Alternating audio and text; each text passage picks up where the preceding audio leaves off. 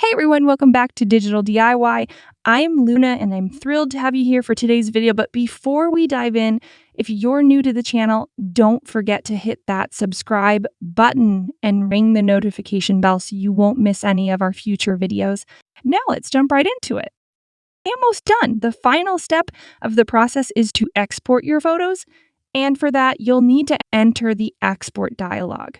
Along with organizing and post-processing your photos, exporting is one of the most important tasks that Lightroom can accomplish. It's also quite intuitive and easy to learn for yourself. To start, click on a single photo or multiple photos at the same time. Lightroom can export photos in batches without a problem. Then right-click and go to Export menu and click on Export. The export dialog will pop up. Most of the settings within the export dialog are self-explanatory. If you want the longest edge of your photo to be 2,500 pixels wide, set it to 2,500 pixels. If you want a slightly compressed JPEG, select JPEG in 80% quality. There are only a few points worth noting.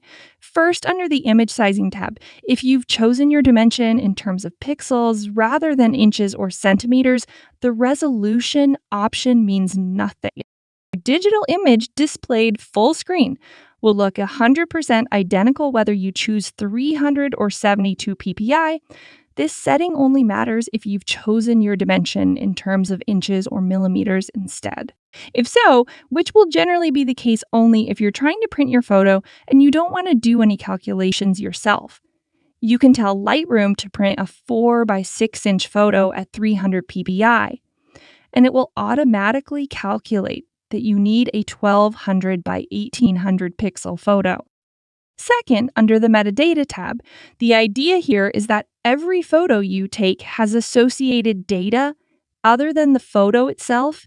If a photographer hasn't removed the metadata from an image, you can see a lot of behind-the-scenes data about the photo.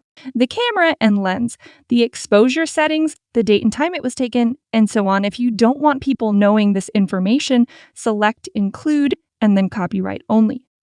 Lastly, if you want to save any of your settings as a preset, something that you can reuse at any time quickly in the future, it's an easy process. Click on the Add button on the left-hand side of the export dialog and just name your preset whatever you want. Picking up your catalog. The final step of the process is to close Lightroom. When you do, you might notice a box pop up that looks something like this. This is a very useful step to take. Although you don't actually need to back up Lightroom every single time that you close it, and personally, I often click the Skip This Time option. It's something that you should be doing with regularity. Why? There are a few reasons.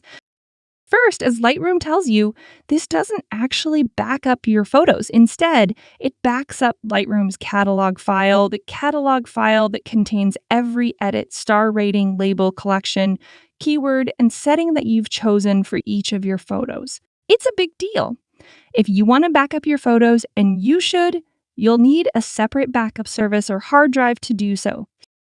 By backing up the catalog, if something horrible ever happens, you can revert back to an older version. The backed up catalog won't have all of your newest edits, but it will be far better than nothing. Also, since the Lightroom catalog is a surprisingly small file, there's no real harm in backing it up regularly. It's good to always leave the test integrity and optimize catalogs options turned on just because they can't cause any harm, and they'll only add a second or two to the total backup time. The other option is the folder that you're backing up, to which should also be self-explanatory. That's all for today. You made it.